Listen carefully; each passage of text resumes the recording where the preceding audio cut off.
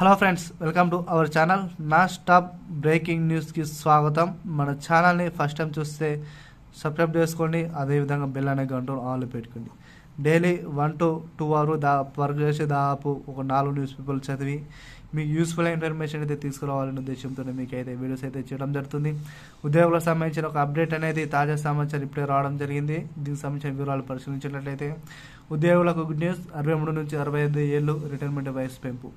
తెలంగాణ రాష్ట్ర సర్కారు అంగన్వాడీ టీచర్లకు అదేవిధంగా హెల్పర్లకు ఒక గొప్ప శుభవార్త అయితే తీసుకురావడం జరిగింది. ఎవరైతే 60 సంవత్సరాలు నిండి ఉండి 60 ఏళ్ళు దాటి వారికి వీఆర్ఎస్ తీసుకునే టీచర్స్ ఎవరైతే ఉన్నారో వారికి రిటైర్మెంట్ బెనిఫిట్స్ కింద 1 లక్ష నుండి దాదాపు 2 లక్షల బెనిఫిట్స్ అనేది వారికి అందించే ఆలోచనల ప్రభుత్వం మీద ఆలోచన చేస్తూ ఉన్నది.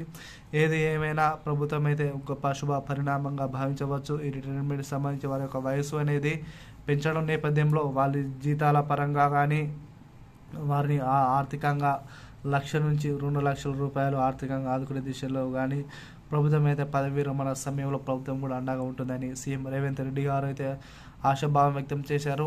అదేవిధంగా హెల్పర్కి సంబంధించి కూడా దాదాపు ఒక 50 నుంచి 1 లక్ష రూపాయలు కూడా హెల్పర్స్ కూడా ఇచ్చే ఆలోచనలో ప్రభుత్వం మీద ఆలోచన చేస్తూ ఉంది అనడంలో ఎటువంటి సందేహం లేదు. ఇవన్నీ కూడా రేపటి నుండి అమలయ్యే దిశగా ప్రభుత్వం ఆలోచన చేస్తూ ఉంది.